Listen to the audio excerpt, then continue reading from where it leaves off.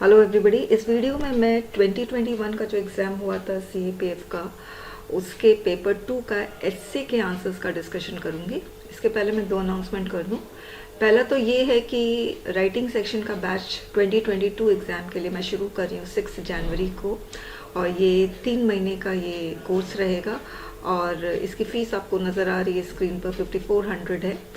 और इसका अगर आपको डिटेल में आपको जानना है इसकी डिटेल्स, तो या तो आप मुझे व्हाट्सअप कर सकते हैं, टेलीग्राम कर सकते हैं, और या तो अभी जो मैंने वीडियो अपलोड किया है इसका डिटेल्स, वो आप वीडियो देख सकते हैं। और अगर आपको इसका PDF चाहिए डिटेल्स का, तो जो वीडियो में मैंने डिटेल्स बताया है उसी वीडियो के डिस्क्रिप्शन बॉक्स में आपको इस राइटिंग सेक्शन के डिटेल्स का लिंक मिल जाएगा। लिंक में क्लिक करके आप PDF डाउनलोड कर सकते हैं। दूसरा अनाउंसमेंट मुझे करना था कि मैंने ग्रामर के फ्री वीडियोस अपलोड किए हैं यूट्यूब में। टोटल 35 चैप्टर्स है, उसमें फर्स्ट 12 चैप्टर्स को मैंने अपलोड कर दिया है, और ये वीडियोस आपको इस प्लेलिस्ट में दिखेगा, 2022 CAPF complete grammar video course. इस प्लेलिस्ट में आप जाओगे तो आपको सारे वीडियोस आपको मिलेंगे फर्स्ट 12 चैप्टर्स के। और मैं यही सजेस्ट करूँगी, अच्छे से देखिए, नोट्स बनाइए, और क्रम में देखिए, सीक्वेंस में देखिएगा। और अगर आपको CAPF ग्रामर की बुक चाहिए 3rd एडिशन की, तो जनवरी में रिलीज़ होगी। और राइटिंग सेक्शन की भी बुक मैं रिलीज़ कर रही हूँ, वो भी जनवरी में रिलीज़ होगी। और साथ में एस्से की भी बुक रिलीज़ करूँगी, जिसमें 215 एस्से होंगे एकदम CAPF पैटर्न के अकॉर्डिंग। फाइन। तो अब हम 2021 एग्ज़ाम का एस्से का क्वेश्चन के आंसर्स का डिस्कशन करेंगे। पहले हम क्वेश्चन समझने की कोशिश करेंगे। तो पहला जो क्वेश्चन आया था 2021 एग्ज़ाम में पेपर 2 में, वो था Chinese economic policy in countries bordering India. तो स्टूडेंट्स, आप लोग क्या करते हैं, जैसे ऐसे आप लोग को दिखता है तो आप लोग कोई भी वर्ड्स देख लेते हैं, जैसे चाइनीज़ इकोनॉमिक पॉलिसी आपने देख लिया, अब आप लोग उसी पर लिखना शुरू कर देते हैं। मगर ऐसे क्वेश्चन को एक तो स्प्लिट फॉर्म में समझना बहुत ज़रूरी है, फिर टोटलिटी में भी बहुत समझना इसको ज़रूरी है। अब जैसे स्प्लिट फॉर्म में कैसे समझेंगे, आप ऐसे क्वेश्चन को पूरा का पूरा डायसेक्ट कर लीजिए। कहने का मतलब, अगर मैं इस ऐसे क्वेश्चन में टोटल नंबर ऑफ वर्ड्स देखूँ तो 1 2 3 4 5 6 7 वर्ड्स है। अब इन 7 वर्ड्स में हम कीवर्ड्स कौन कौन सा है? पहला कीवर्ड है चाइनीज़ इकोनॉमिक पॉलिसी, फिर कंट्रीज़ बॉर्डरिंग इंडिया, यानी 2 कीवर्ड्स है, चाइनीज़ इकोनॉमिक पॉलिसी और कंट्रीज़ बॉर्डरिंग इंडिया। अब इन दोनों कीवर्ड्स में आपको ये पहचानना है कि ये 2 कीवर्ड्स है, या हम कह ले इस ऐसे क्वेश्चन का की कंपोनेंट है। अब इसकी कंपोनेंट में कौन सा जनरल की कंपोनेंट है, कौन सा स्पेसिफिक की कंपोनेंट है? देखिए, जनरल की कंपोनेंट चाइनीज़ इकोनॉमिक पॉलिसी है। तो Chinese economic policy related to Central Asia, Chinese economic policy related to America, related to Russia, तो एकदम जनरल है। एक बहुत ब्रॉडर सेंस में हम देखेंगे चाइनीज़ इकोनॉमिक पॉलिसी को। मगर स्पेसिफिक क्या है? कंट्रीज बॉर्डरिंग इंडिया, यानी आपको चाइनीज़ इकोनॉमिक पॉलिसी बताना है with respect to Bangladesh, with respect to Pakistan, with respect to Nepal, with respect to Sri Lanka, यानी जो भी कंट्रीज है जो इंडिया को बॉर्डर कर रही है, नेबरिंग कंट्रीज है, उसके रिलेशन में आपको चाइनीज़ इकोनॉमिक पॉलिसी बतानी है। तो ये स्पेसिफिक कॉम्पोनेंट हो, यानी आपका जितने भी आपका कंटेंट होगा ना, that will be devoted to the specific component, not to the general component. अगर आप general component Chinese economic policy के बारे में बात करेंगे, फिर तो आपका ऐसे बहुत बड़ा हो जाएगा। और जो मेन मुद्दा है, वो मुद्दा क्या है? कंट्रीज बॉर्डरिंग इंडिया, वो ख़त्म हो जाएगा, और आपका ऐसे पूरा का पूरा डेविएटेड लुक देगा, राइट? तो ऐसे क्वेश्चन को समझना टोटलिटी में और स्प्लिट फॉर्म में बहुत इम्पॉर्टेंट है, ताकि आपका जो कंटेंट है वो डेविएटेड ना हो। ठीक है। दूसरी चीज़ आपको ध्यान रखनी है कि आपका कंटेंट है वो स्कैटर्ड लुक नहीं दे। स्कैटर्ड लुक नहीं दे मतलब कि आपका line to line connectivity, para to para connectivity होनी चाहिए। और तीसरी चीज़ है जो स्पेसिफिक कंपोनेंट है, जनरल कंपोनेंट है, तो आप अपना इंट्रोडक्शन है ना जनरल कंपोनेंट से शुरू करो और जनरल कंपोनेंट से आके फिर धीरे धीरे अपने ऐसे को ग्रो करवा के स्पेसिफिक कंपोनेंट में आओ। ऑलवेज रिमेंबर कि सेकेंड पैराग्राफ में आपका ऐसे क्वेश्चन इन टोटलिटी पूरा का पूरा एक्सपोज हो जाना चाहिए, ओके पूरा एकदम हिट करना चाहिए। अब इसी पे मैं आऊँगी कैसे हिट करते हैं, पहले हम देखते हैं। Both China and India have regional hegemonic ambitions. This situation often results into fierce competition between them. China believes its own national superiority and does not consider India an equal. Hence, China's policy towards India has always been aggressive and deceitful. One such policy is bordering India by developing economic ties with its neighboring countries. तो आप देखिए मैंने introduction के last line में question को पूरा का पूरा हिट कर दिया। चाइना का पॉलिसी इंडिया की तरफ एग्रेसिव और डिसीटफुल है, उसमें से एक पॉलिसी है bordering India by developing economic ties with its neighbouring countries. और आप देख रहे हो किस तरह से मैंने ग्रेजुअली ऐसे क्वेश्चन पे मैं आई हूँ। आप एकदम एब्रप्टली सडनली फर्स्ट लाइन से ही आप ऐसे क्वेश्चन पे नहीं आ सकते हो, अदरवाइज आपका बहुत अगली लुक देगा आपका कंटेंट। ऐसा लगेगा कि जीएस का क्वेश्चन और उसका आंसर आप सॉल्व कर रहे हो, नहीं। ऐसे के मतलब ऐसे की ब्यूटी जो है ना, ऐसे के कंटेंट की ब्यूटी तभी बरकरार रहती है जब हम धीरे धीरे ऐसे क्वेश्चन को ओपन करते हैं। अब आप देखिए यहाँ पर मैंने सिर्फ चाइना, फर्स्ट लाइन में आप देखोगे सिर्फ चाइना और इंडिया लिया, ठीक है। फिर चाइना और इंडिया का रिलेशनशिप ले लिया कि चाइना और इंडिया के बीच में फियर्स कॉम्पिटिशन है, यानी राइवल्स है, रिलेशनशिप ले लिया। उसके बाद मैंने चाइना की पॉलिसी बताई कि वो एग्रेसिव है, डिसीटफुल है, और फिर उसके बाद लास्ट लाइन, इंट्रोडक्शन का जो लास्ट लाइन है, उसमें मैंने पूरा का पूरा ये ऐसे क्वेश्चन को एक्सपोज कर दिया।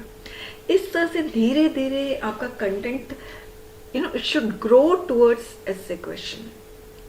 डायरेक्ट हिट नहीं करना चाहिए फर्स्ट लाइन में। अब मैंने यहाँ पर बता दिया कि एक पॉलिसी है कि इंडिया को पूरा बॉर्डर करना by developing economic types with neighbouring countries. अब इसी के बारे में मैं पूरा का पूरा बताऊंगी। China has invested more than $150 billion in the Indian subcontinent. This increases Chinese influence in the region to such an extent that China virtually dictates the foreign policy of various bordering countries of India. देखिए मैं बार बार bordering countries लेकर आऊंगी क्योंकि मुझे China का economic policy बताना है। कौन सा इकोनॉमिक पॉलिसी, किस कंट्री में? इंडिया के नेबरिंग कंट्रीज में, ठीक है। तो इंडिया के नेबरिंग कंट्रीज में चाइना ने इतना $1 million इन्वेस्ट किया है, फाइन। और इससे क्या हो रहा है, चाइना है ना उन नेबरिंग कंट्रीज का फॉरेन पॉलिसी को कुछ हद तक डिक्टेट करता है। जैसे कि नेपाल और इंडिया में जो प्रॉब्लम हुई थी, बॉर्डर की प्रॉब्लम हुई थी, it was the outcome of China's interference in the foreign policy of Nepal, fine. तो मैंने एक एविडेंस दे दिया कि चाइना का क्या इकोनॉमिक पॉलिसी है, पहले क्या इकोनॉमिक पॉलिसी है और उससे चाइना को क्या फायदा हो रहा है, ये मैंने बता दिया, और इंडिया को क्या नुकसान हो रहा है। फिर China is also targeting the key financial pillars of India's neighboring countries. In Bangladesh, China has acquired a stake of around itna % in Dhaka Stock Exchange. This will give them an edge over India in making investment in Bangladesh. तो मैंने एक और economic policy के बारे में जिक्र किया India के नेबरिंग कंट्रीज में, चाइना का इकोनॉमिक पॉलिसी इंडिया के नेबरिंग कंट्रीज में। फिर तीसरा economic policy, China +1. Under this policy, China first dumps good in India's neighboring countries and then export them to India instead of directly exporting from China. This results in an increase of trade deficit of India with China. This is also one of the main reasons why India did not sign RCP. तो मैंने एक ये वाला economic policy बता दिया। फिर debt trap वाला भी इकोनॉमिक पॉलिसी मैंने बताया। एक्चुअली पॉलिसी नहीं है डेट ट्रैप, मगर पॉलिसी के बिहाइंड जो इंटेंशन है चाइना का वो है। Under this policy, China invests in the non-viable projects of the neighboring countries without proper risk management. Such projects often fail and incurs heavy debt on the recipient country. To get the debt repaid, China acquires strategic location in such countries. Colombo Port City project and Gavatar project in Sri Lanka and Pakistan respectively are its startling examples. As per ORF, such Chinese provinces in Sri Lanka and Pakistan can be later used for military actions against India. Use हो सकता है. फिर मैंने conclude कर दिया, India should engage with like-minded countries like Quad to counter increasing economic influence of China over India's bordering country. India should also balance China's economic might by investing in its neighboring countries and leveraging historical and cultural ties. तो इस तरह से 338 words में मैंने ख़त्म कर दिया. तो आप अगर देख सकते हैं कि पैरा टू पैरा कनेक्टिविटी है. दूसरा एकदम स्कैटर्ड लुक नहीं है, ओवर क्राउडेड कंटेंट नहीं है, कंजेस्टेड कंटेंट नहीं है. मैंने यहाँ पर इस पैराग्राफ में मैंने सिर्फ इसके बारे में बताया और इसका कॉन्सिक्वेंसेस बताया. फिर इसमें मैंने की फाइनेंशियल पिलर्स के बारे में बताया और इसमें मैंने चाइना +1 बताया. इसमें सिर्फ डेट ट्रैप बताया. आपको स्टूडेंट्स ऐसे करते हैं कि हाँ $150 मिलियन बताया और फिर इसी पैराग्राफ में डेट ट्रैप भी इंक्लूड कर दिए. तो अलग we have I have taken 1 2 3 4 pieces of content और 4 पीसेज ऑफ कंटेंट को एक्सक्लूसिवली एक एक पैराग्राफ मैंने दिया है. इस पीस ऑफ कंटेंट के लिए एक पैराग्राफ, इस पीस ऑफ कंटेंट के लिए एक पैराग्राफ. इससे क्या हुआ, आपका ऐसे ऑर्गेनाइज भी लग रहा है और साथ में ना कंजेस्टेड लुक नहीं दे रहा है कि मैंने इसके बारे में बता रही हूँ और यहाँ यहीं पर मैं डेट ट्रैप भी लेकर आ गई. तो एग्जामिनर सोचेगा यार इसके बारे में बता रही, इसको पहले ख़त्म करो फिर नेक्स्ट पॉइंट पे आओ, राइट. तो ये सब चीज़ आपको देखनी पड़ेगी कि आपको ऐसे क्वेश्चन को सपोर्ट करने के लिए आप कितना पीस ऑफ कंटेंट देंगे. पहले ये देखो, एक रोड मैप तैयार करो और हर एक पीस ऑफ कंटेंट के लिए एक अलग अलग पैराग्राफ डिवोट करो. इससे क्या होगा, आपका ऐसे जो है बहुत ऑर्गेनाइज्ड लुक देगा. फाइन. अब चलिए हम नेक्स्ट कर रहे हैं वर्क फ्रॉम होम, अ बून और बेन. बहुत इजी सा ऐसे क्वेश्चन था मगर इसमें भी बहुत तरीके से सलीके से आपको लिखना चाहिए. The abrupt closure of many offices and workplace in the wake of COVID-19 has heralded a new era of work from home. मैंने abbreviated form भी दे दिया है. In the pre-COVID era, WFH was looked upon as an alternate way of doing business and implemented only when needed. Now it has become a new normal. अब ये work from home बून है, Ben है, companies point of view मैंने लिखा है. फिर मैंने यहाँ पर एम्प्लॉयज पॉइंट ऑफ व्यू लिखा. ठीक है. अब यहाँ पर मैंने सेक्टर्स पॉइंट ऑफ व्यू से लिखा. डिफरेंट जो इंडस्ट्रियल सेक्टर्स है उनके बारे में मैंने लिखा है या सर्विस सेक्टर्स के बारे में मैंने लिखा है. ठीक है. तो ये इंट्रो मैंने दे दिया. अभी मैंने बून और बेन के बारे में कुछ नहीं बताया क्योंकि देखिए मैंने सिर्फ अभी वर्क फ्रॉम होम के बारे में बताया. मैंने फिर से बोल रही हूँ, ऐसे क्वेश्चन को पूरा का पूरा टोटलिटी में कभी हिट नहीं करना चाहिए अपने इंट्रो में. इंट्रो के लास्ट लाइन में आप ऐसे क्वेश्चन को एक्सपोज कर सकते हैं मगर शुरुआत में कभी भी नहीं करना चाहिए. धीरे धीरे आपका कंटेंट ग्रो करना चाहिए टूवर्ड्स ऐसे क्वेश्चन. ठीक है. It has become a new normal, यहाँ पे मैंने ख़त्म किया. अब यहाँ पर from the companies point of view it can reduce work from home जो है, यहाँ पर मैं WFH लिख दूंगी तो ज़्यादा बेटर रहेगा. Can reduce its office footprints and save other administrative cost. तो एक तरीके से ये बून है. Companies like GitLab have been doing it successfully for some time and have 0 offices. Pestotech also work remotely. तो मैं यहाँ पर एविडेंस भी दे रही हूँ. फिर it has reduce its office, इस कंपनी के बारे में बता रही हूँ. The past few years and the employees are working from home and TCS plans to do the same in the next few years.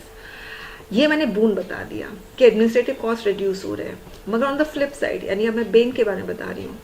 WFH deprives one of collaborative culture that creates a sense of belongingness to a team and boost team spirit. तो यहाँ पर मैंने companies point of view, इस paragraph में मैंने companies point of view सिर्फ लिया है. यानी इस पैराग्राफ में सिर्फ मैं बून और बेन बता रही हूँ from company's point of view. अब नेक्स्ट पैराग्राफ में एम्प्लॉयज पॉइंट ऑफ व्यू पे हम आ रहे हैं. They are saving on commuting time. This leaves them with more disposable time for their fitness, hobbies, family, which over a longer term will boost their overall well-being and productivity. But there are challenges to productivity broadly along the lines of distraction, demotivation, lack of focus at home. तो मैंने यहाँ पर एक बून बताया, फिर ये वाला भी मैंने बून बताया, मगर प्रॉब्लम बेन ये वाला बता दिया. एम्प्लॉयज पॉइंट ऑफ व्यू से भी बून एंड बेन बता दिया. अब सेक्टर्स में आते हैं. तो आप देख रहे हैं कितना ऑर्गेनाइज्ड वे में है। ऐसा नहीं है कि मैं ना एक ही पैराग्राफ में एम्प्लॉयज़ के बारे में बता दिया, कंपनी के बारे में बता दिया, कहीं पे बून लिख दिया, कहीं पे बेन लिख दिया, ऐसा नहीं है। प्रॉपर तरीके से कैटेगराइज कर दिया अपने कंटेंट को, डिवाइड कर दिया। Some sectors like household appliances, hygiene product, organic, healthy, the real estate in the suburban areas, comfortable work where travel experiencing upward impact due to, तो ये बून है। मगर कुछ सेक्टर्स है जैसे टेक्सटाइल, ऑफिसेज, अप्लायंसेज, रोड ट्रांसक्राइजिंग डाउनवर्ड इम्पैक्ट, ये ban हो गया कुछ सेक्टर्स के लिए। For instance Ola, the largest player in the Indian ride hailing market, has announced laying off, इतना लेइंग ऑफ का मतलब 1400 वर्कर्स को जॉब से निकाल दिया। Nevertheless, people across the world are now getting used to WFH and would like to remain in the ranks of virtual staff. That gives them greater flexibility at work. This could be the reason of great resignation. 4 million Americans resigned in 2021. Though the pandemic may have been the catalyst for Itna, it is far from only reason. Indeed, the benefits of working from home impact so many things on a global scale that is sure to become the best path forward. तो यहाँ पर मैंने अपना opinion दे दिया। Fine. अब उसके बाद third में आते हैं, party politics in India is a flourishing family business. अब देखिए इसमें पार्टी पॉलिटिक्स ये हमारा एक की कंपोनेंट है, दूसरा की कंपोनेंट है फ्लरिशिंग फैमिली बिजनेस। तो पार्टी पॉलिटिक्स एक जनरल कंपोनेंट है, फ्लरिशिंग फैमिली बिजनेस एक स्पेसिफिक कंपोनेंट है। तो आपको स्पेसिफिक कंपोनेंट पर ज़्यादा आपको अपना कंटेंट डिवोट करना है और उसको कनेक्ट करना है पार्टी पॉलिटिक्स से। वैसे वर्क फ्रॉम होम वाला, work from home is a general component, boon और बेन स्पेसिफिक हो गया। तो जब भी आप वर्क फ्रॉम होम के बारे में बात कर रहे हो तो कैसे ये बून है, कैसे ये बेन है, ये आपको बताना पड़ेगा। तो स्पेसिफिक कंपोनेंट क्या है, बून और बेन। फाइन। वैसे इसमें स्पेसिफिक कंपोनेंट है flourishing family business. Power is by nature inherited in monarchies, यानी जहाँ पे राजा होते हैं वहाँ पे इनहेरिट किया जाता है। But even in democracy where citizens may choose their leaders in free and fair elections have seen elected leaders having family ties to politics. The Europe, despite being the region of robust democracy, 13% of European president and prime ministers between इतना came from political families. तो यहाँ पर Europe का हमने बता दिया example है कि वो डेमोक्रेटिक है, ठीक है, मगर वहाँ पर president prime minister political family से बिलोंग करते हैं। तो मैंने यहाँ पर फैमिली बिजनेस के बारे में, मैंने फैमिली बिजनेस एक्चुअली नहीं बोला है, मैंने यहाँ पर बोला है कि फैमिली से आते हैं। अब मैं इंडिया के बारे में, क्योंकि देखिए यहाँ पर इंडिया है तो हमें इंडिया के बारे में बात करना है। फाइन। इवन इन इंडिया देखो किस तरह से पैरा में कनेक्ट करी, यूरोप कंट्रीज के बारे में बता दिया और फिर मैंने यहाँ पर नेक्स्ट पैरा में even in India dynastic party politics has been gaining ground since independence. At present, nearly every political party is led by a baby dynasty and treated as a family business to be handed down to an heir. Nehru Gandhi family have 36 dynastic MPs in the Lok Sabha since 1999. Even the BJP practiced the same with 31 dynastic MPs. The regional parties like Mulayam Singh Yadav family in Uttar Pradesh, Karunanidhi in Tamil Nadu have party politics as a flourishing family business. यहाँ पर second paragraph में मैंने बस इतना बताया है कि second paragraph में मैंने बताया है कि जो पॉलिटिकल पार्टीज़ हैं इंडिया, जैसे कांग्रेस है, बीजेपी है, रीजनल पार्टीज़ है, उसमें जो लीडर्स हैं उनका फैमिली टाइज है। फाइन। अब यहाँ पर next paragraph, therefore every political leader strives to ensure that his constituency does not slip into the hands of outsiders. He thus stops paying attention to strengthening his party and starts working for family enrichment and power preservation within one's own family. ये कैसे flourishing family business है, वो इस तरह से है कि जो पॉलिटिकल लीडर्स हैं जो फैमिली के हैं वो लोग आउटसाइडर को आने नहीं देते हैं और वो लोग पार्टी को स्ट्रेंथन करने का नहीं सोचते हैं, family enrichment and power preservation सोचते हैं। It is validated by the fact that Lalu Prasad Yadav, when arrested in the rupees Itna crore animal husbandry scam case, installed his illiterate wife Rabri Devi as his successor. तो यहाँ पर मैंने एक evidence दे दिया कि outsider को नहीं आने देते हैं।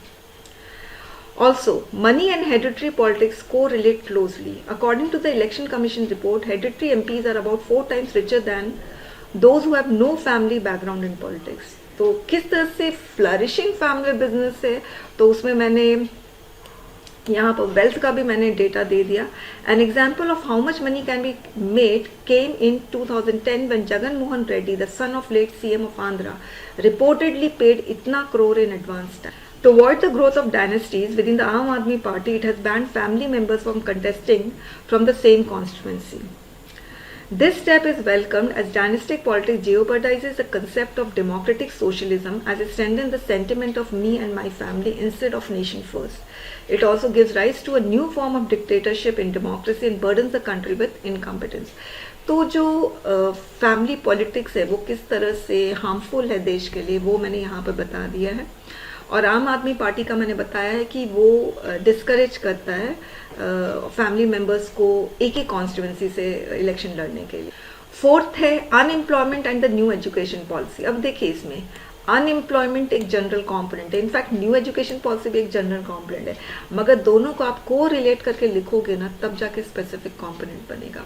तो आपका जो कंटेंट होगा उस कंटेंट में आपको स्टैब्लिश करना है link between unemployment and new education policy. तो यहाँ से मैंने शुरू किया है. In the village of Tamil Nadu a poor boy after his intermediate got admission in ISC Bangalore. With the dint of his higher education, the boy later became the chairman of ISRO. This is the story of K. Shivan. This proves the fact that the education is the path to a better job opportunity. तो पहले education और job को यानी employment को मैंने connect कर दिया. अब उसके बाद मैं न्यू एजुकेशन पॉलिसी पर आई हूँ. New education policy is in direction towards better education and reducing unemployment which is currently at इतना as per the data of CMI.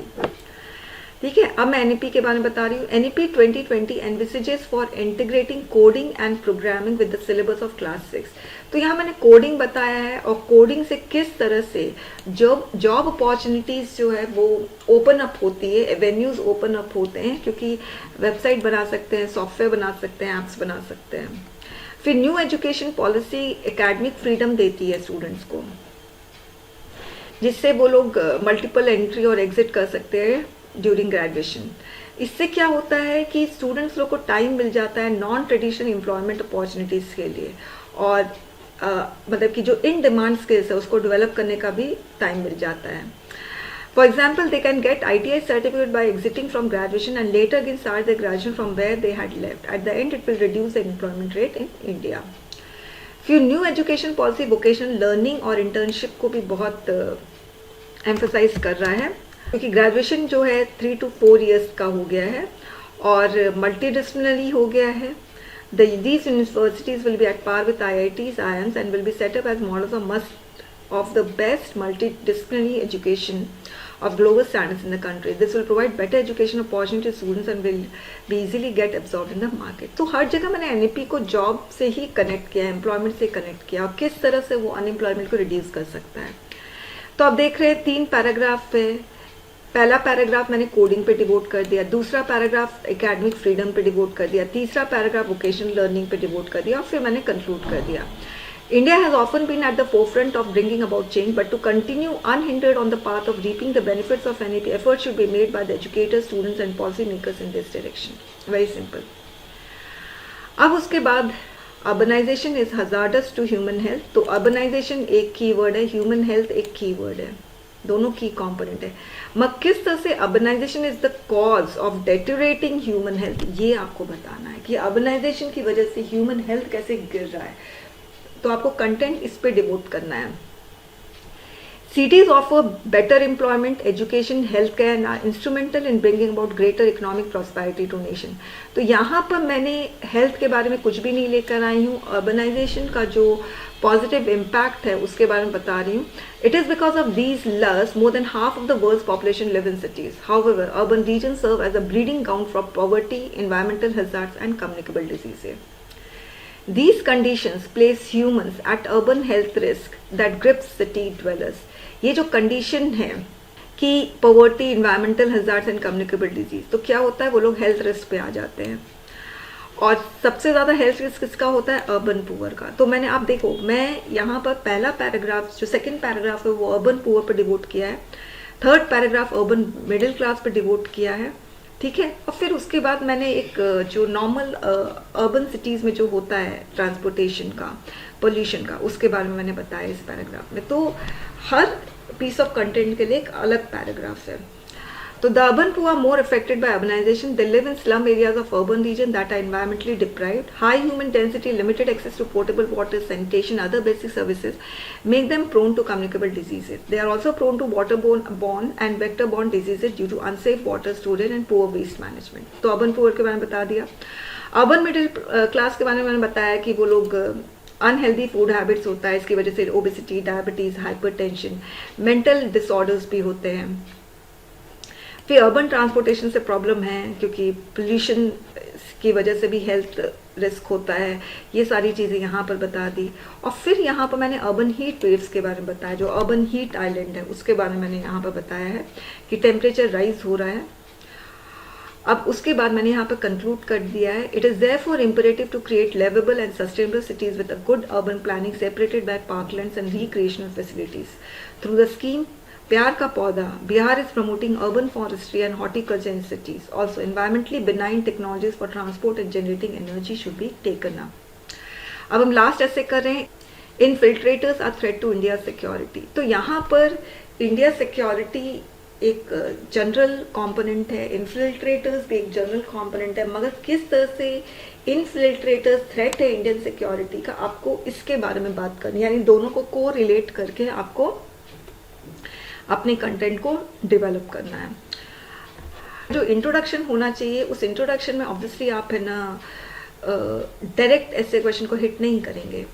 Migration is characterised by the movement of population to other countries with people and cultures of their own. तो यहाँ पे मैंने migration के बारे में बात की. The driving force for the migration could be humanitarian when migrants are asylum seekers. तो कुछ माइग्रेंट्स क्या होते हैं, अजाइलम सीकर्स होते हैं, मगर कुछ ऐसे माइग्रेंट्स होते हैं जो बहुत छुप कर कंट्री में घुसते हैं with a hostile intent. Such migrants are referred to as infiltrators who are the biggest threat to India's security. तो आप देख लीजिए, मैंने ऐसे क्वेश्चन जो है इंट्रोडक्शन के लास्ट लाइन में पूरा का पूरा ऐसे क्वेश्चन को एक्सपोज कर दिया. अब इनफिल्ट्रेटर्स के बारे में बताना है कि इंडिया किस तरह से इंडिया में इनफिल्ट्रेशन हो रहा है. तो India has been witnessing the influx of infiltrators from its neighbouring countries since its independence. According to the government reports, there were 33 instances of infiltrators from Pakistan and infiltrators from 24 countries used Nepal border to enter India in 2021. तो यहाँ पर मैंने data भी दे दिया. Bangladesh has been the source country of the most infiltrators into India. The BSF Guwahati frontier seized cattle, narcotics, illegal items worth itna crore at India-Bangladesh border. The security threat from Bangladeshi infiltrators have escalated as they have upset the demographic balance of states like Assam by turning it into Muslim majority state. आप लोगों को भी असम के बारे में पता ही है कि बांग्लादेश से इन्फिल्ट्रेटर्स आते हैं, असम में जाके सेटल डाउन हो रहे हैं और वहाँ पे पूरा का पूरा डेमोग्राफिक जो बैलेंस है ना वही इम्बैलेंस हो चुका है. This could lead to Islamic radicalisation of youth. कैसे थ्रेट है, इस्लामिक रेडिकलाइजेशन ऑफ यूथ हो रहा है. Infiltrators also inflame insurgency in Northeast by extending support of arms and ammunition. तो इंसर्जेंसी को भी बढ़ावा दे रहा है infiltrators. Left wing extremist groups also find external support through infiltration. Pakistan too has established infiltrators network into India so as to ensure a steady supply of narcotics and weapons. फिर मैंने यहाँ पर पाकिस्तान के बारे में बता दिया, यहाँ पे मैं बांग्लादेश के बारे में बताई, फिर यहाँ पे पाकिस्तान के बारे में बता दिया. Pakistan is pushing infiltrators to smuggle arms, ammunition, narcotics into India. Narco terrorism is used to fund and conduct asymmetric warfare against India. उसके बाद इन्फिल्ट्रेटर्स कैसे वेपन्स यूज करते हैं, जीपीएस, नाइट विजन, ठीक है. Even with heavy fencing they manage to get pass by digging tunnels underground. There are also guides on either side who identify and provide safe haven to infiltrators on Indian borders. Infiltrators are thus invisible invaders of India. For combating their menace, border must be managed and CIBMS system must be adopted to address the gaps in the present border security system. Also, expansion of intelligence grid is urgently needed to foil any evil attempts of infiltrators. Students, I hope आप लोगों को समझ में आ गया होगा कि ऐसे कैसे लिखते हैं. Thank you very much.